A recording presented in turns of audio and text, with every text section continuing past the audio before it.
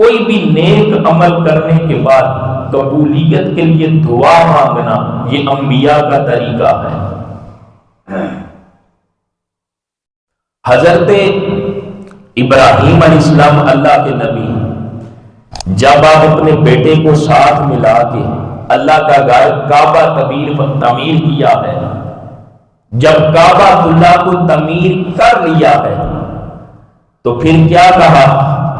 وَإِذْ يَرْفَعُ إِبْرَاهِيمُ الْقَوَاعِدَ مِنَ الْبَيْتِ وَإِسْمَاعِيلُ رَبَّنَا تَقَبَّلْ مِنَّا إِنَّكَ أَنْتَ السَّمِيعُ الْعَلِيمُ۔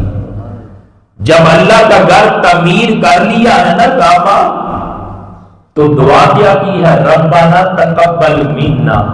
سب سے پہلے یہ دعا کی ہے کہ مولا یہ جو ہم نے کاوش کی ہے نا، تیرا گھر تعمیر کیا ہے، اس عمل کو اپنی بارگاہ میں قبول فرما لے، اس لیے کہ جتنا بھی بڑا عمل ہو اگر اس کی بارگاہ میں قبول ہو گیا ہے تو اس عمل کی ویلیو ہے۔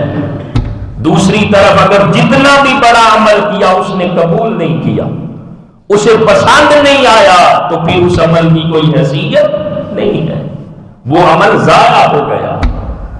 تو عمل بھی کرے، عمل صالح کی اللہ کی بارگاہ میں توفیق بھی مانگے، اور ساتھ یہ دعا بھی کرے مولا یہ میرا نیک عمل اپنی بارگاہ میں قبول فرما دے۔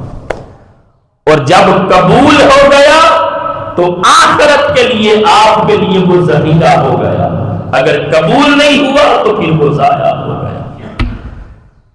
تو دوستان محترم، دو چیزیں ہوئی، ایک یہ کہ ہم رب سے توفیق مانگے، مولا ہمیں نیک بنا، ہمیں اعمال صالحہ کی توفیق دے، ہم تیرے نیک اعمال کرنے والے بندے بنے، اور اس کے ساتھ ساتھ یہ دعا مانگے کہ مولا جو عمل بھی کرے اس کو قبول فرما دے، اور جب اس نے قبول فرما دیا وہ عمل آخرت کے لیے پھر ذخیرہ ہو گیا۔ تو دوستان محترم، دو چیزیں ہوئی، ایک یہ کہ نیک عمل کی توفیق مانگے، مولا توفیق دے، اور پھر جب توفیق ملے تو پھر ہر عمل پر اللہ کی بارگاہ میں دعا بھی مانگی کہ مولا اس کو قبول بھی فرما لے۔